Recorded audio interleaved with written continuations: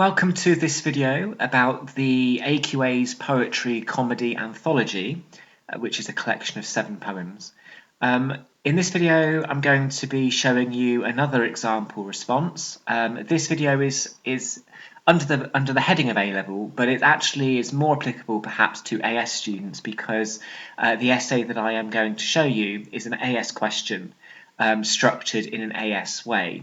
For A-level, though, this might be useful just for the purposes of revision in terms of what to say about the poems, but just bear in mind that the A-level and AS level use the poetry anthology slightly differently, and of course speak to your teacher if you're not sure what the differences are. For AS level, of course, you get the poems in front of you, whereas A-level students don't. So for AS it's open book, for A-level it's closed book. So that's another difference as well. So the purpose of this video is to show you again how to structure your response for AS as well as what the question might be like. Just a reminder that you will be given one poem by the exam board that you have to talk about, and it's up to you to choose one other poem from the remaining 6. I always say to my students, in 45 minutes you can only really talk about 2 poems effectively in that time. If you do more than that, you're in danger of rushing and not getting into the deeper meanings of the poems. So be conscious of time and don't give yourself too much to do. For A-level, it's always important to remember to answer the question and to use the poems through the lens of that question.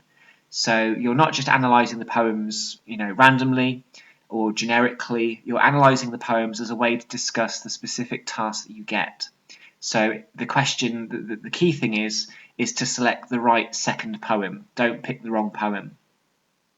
There's no need to compare the poems together, and you do not need to write lengthy introductions and conclusions. These can be time wasters. Students rarely say anything of particular merit in them, and with an introduction and conclusion, there tends to be students that repeat themselves, so it's best not to write them at all. And for AS level, of course, like I've said earlier, it is open book. So the question that we're going to be looking at in this video is this one. Explore the view that the comedy poems use objects and symbols as a way to create humour. You must refer to the Flea and at least one other poem. So we're going to have to talk about the Flea because that's the one they want us to talk about, and we have to choose one of the other 6. And for the purposes of this video, we're going to be talking about Not My Best Side.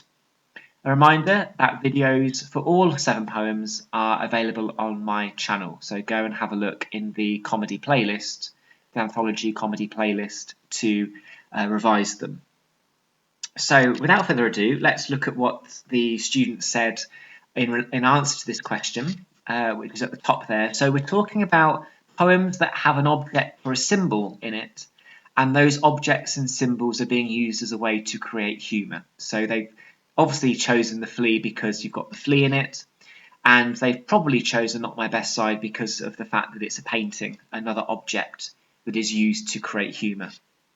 So the introduction is the top 2 lines. Both the Flea and Not My Best Side suggest that writers give simple objects a comedic function. In these poems, an insect and a painting are used to present a comic depiction of male cunning and the interplay between the sexes. So that's the introduction. Short, sharp, much better than writing a whole paragraph which you don't really say anything. And then they have one paragraph just about the Flea, because in this essay there's no requirement to compare, so you can just be very blocky and just write a paragraph about one poem and a paragraph about the other poem. In the Flea, a common insect is audaciously and opportunistically used by the male speaker to indulge in a theatrical argument where he is trying to persuade his mistress to engage in premarital sex. The speaker is a young intellectual, which is significant because it allows him to show sharpness of mind and tenacity in conducting his argument, as well as being able to quickly adapt to the actions of the mistress. Significantly, the male speaker has the wit to choose a flea in the first place. Not only is it a mundane and trivial insect, suggesting the speaker thinks his bawdy requests are equally as small, it also suggests that the speaker has thought about the flea's ability to suck blood, which he likens to sexual intercourse. For example, when the speaker proclaims 2 bloods mingled be, he is not only talking about the flea's capacity to suck blood from multiple people, but also alluding euphemistically to how sex brings about a sense of togetherness and unity. the mixing of the blood is likened to sex in this metaphysical sense.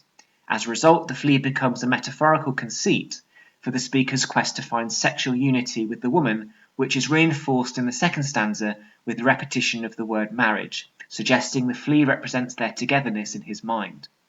When the mistress kills the flea at the start of the third stanza, which goes against his desire to keep the flea alive, he quickly adapts and changes his argument, saying that the killing the flea hasn't harmed her reputation, so having sex with him wouldn't either.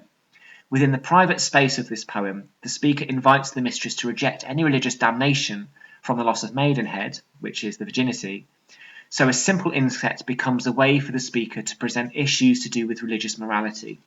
So he's saying, don't worry about it, mistress, you can have sex with me, you're not going to get criticised for it. So he's trying to cunningly get her to comply. And then the second half of the essay, they talk about the second poem, Not My Best Side. In Fanthorpe's ekphrastic poem, Not My Best Side, Uccello's painting of St. George and the Dragon is used to mock cultural representatives of the 1970s and debunk high art. The poem is made up of 3 monologues, giving the dragon, the maiden, and the knight a voice. By using the object of the painting, Fanthorpe is able to challenge gender stereotypes, as well as the expected narrative of the painting. For example, we expect the dragon to be fierce, the maiden to be virginal and innocent, and the knight to be courageous and chivalrous. However, the dragon is actually vain and sarcastic. He mocks the artist, poor chap, and says the artist didn't catch the dragon's best side. The maiden is bawdy and insipid, sexy tale, a girl's got to think of her future, and the knight is arrogant and full of macho egotism. I have diplomas in dragon management, you can't do better than me. As a result, the painting's expected narrative is subverted, creating humour. There is also a degree of absurdity. Firstly, a mythological beast is given a human voice, and a moment of potential life and death is trivialised into an opportunity for the maiden to choose the most attractive male, ultimately rejecting the knight because his body can't be seen under his armour, and he may have acne, blackheads, or bad breath. As a result, the poet creates a comedic and absurd depiction of mythology and expected behaviours through use of the symbolism of the painting. And the conclusion, as a result, the comedy poems do show that writers use objects and give them comedic meanings. So that is the essay. No comparison, very short intro and conclusion, that's all that's needed, but you can really see that they've talked equally about both poems, there's a degree of confidence here, and more importantly, they've answered the question effectively. It's obvious that they're talking about objects and symbols because they keep referencing that, and they've also chosen the correct second poem, such as Not My Best Side. They could have, I suppose, spoken about Sonia Prestatyn as well, and the use of the poster, perhaps. So that could be another choice for this. I think, though, that's the main one, really, that comes to mind. You might want to talk about the symbolism of the house in My Rival's House, maybe. But I would go with either Not My Best Side or Sonia Prestatyn for this. So that video shows you, for AS students, what the examiner is expecting for this poetry question. Remember to zoom into the poem, use some quotes, although don't go overboard with them if you don't want to, but really make sure you give the impression that you are using the poems to discuss the task that you've been given. You're not just generically analysing those poems because you know them, you're always turning to the question and analysing the poem through the lens of that question. Okay, so that is for AS students for the Comedy Poetry Anthology. Thank you very much.